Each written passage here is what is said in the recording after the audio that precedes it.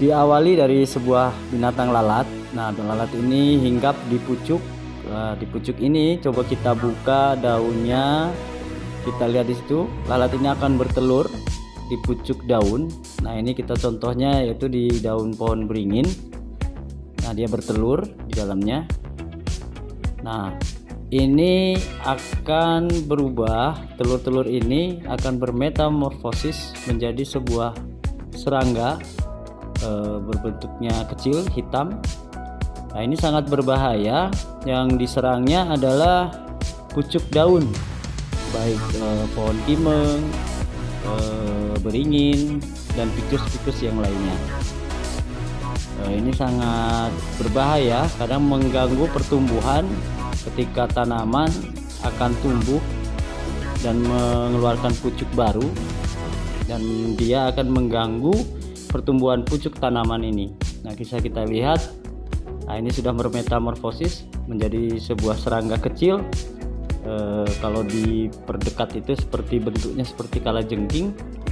Nah, ini sangat mengganggu dan merusak pucuk daun.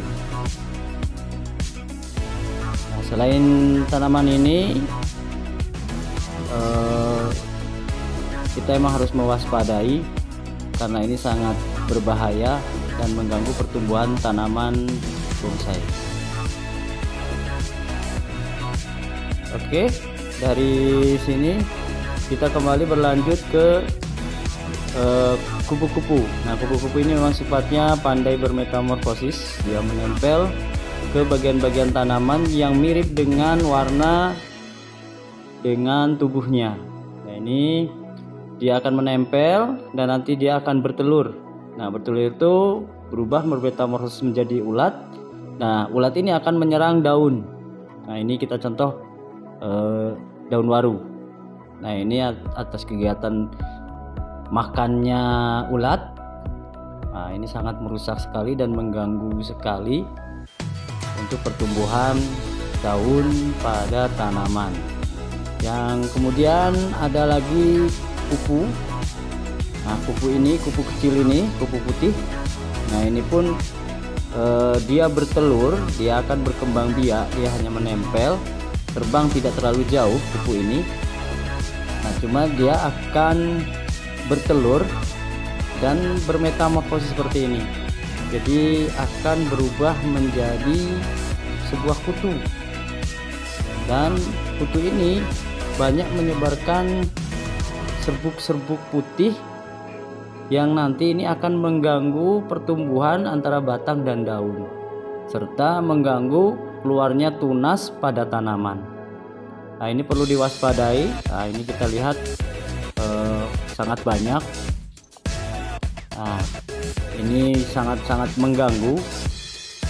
Nah, ini perkembangannya sangat pesat karena telurnya kalau berkembang, nah ini seperti kutu-kutu ini akan merusak, mengganggu pertumbuhan tanaman. Kemudian hama ini memang kerap menyerang pohon sancang, pohon bonsai sancang. Kemudian selanjutnya adalah kupu kecil. Nah, kupu kecil ini dia menempel di bawah bagian bawah daun, bersembunyi di bawah daun. Kalau di atas tidak terlalu terlihat, tapi kalau kita balikan daun ini dia terlihat kecil-kecil. Ini posisinya masih sedikit. Ini apabila dia sudah bertelur, berkembang biak, ini akan menjadi banyak dan ini akan mengganggu daun. Daun menjadi kuning, kering, dan mati, serta mempengaruhi tanaman tidak akan tumbuh dengan maksimal dan lama-lama kelamaan akan mati. Nah, ini perkembangannya sangat cepat untuk kupu-kupu kecil ini, dan dia terbang pun tidak terlalu jauh, hanya sekitar daun, dan menyerangnya pada tanaman-tanaman yang begitu rindang. Nah, kemudian ini adalah seperti serbuk putih, cuma ini adalah sebenarnya hama yang disebabkan oleh semut. Nah, semut ini akan bertelur di batang dan di akar-akar. Nah, seperti ini. Nah, ini telurnya ini menempel pada bagian batang. Nah, ini akan sangat mengganggu pertumbuhan tanaman.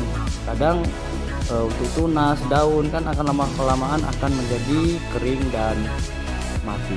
Ini memang cukup berbahaya. Nah, ini hama ini adalah hama semut. Nah, ini kalau kita biarkan terus-menerus, ini akan penuh dengan telur semut itu, dan kelamaan akan putih dan batang akan menjadi kering dan mati. Nah, ini putih ini adalah pelindung untuk telur-telur semut itu.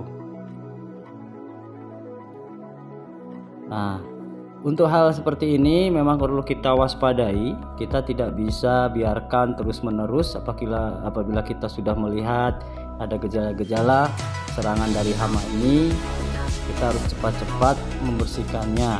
Nah, sebelum membersihkannya dengan pestisida, kita akan lakukan dulu dengan penyikatan dulu. Ini karena sangat kuat menempelnya telur-telur ini, kita sikat. Nah, yang terakhir adalah ulat batang. Ulat batang ini dia melobangi batang pada pohon. Nah, ini sangat berbahaya. Ini karena berpengaruhnya pada pertumbuhan dan pohon itu akan kering dan mati. Nah, itu kita lihat lubangnya cukup besar. Nah, ini dia tinggal di dalam dan memakan kambium serta daging dalam batang.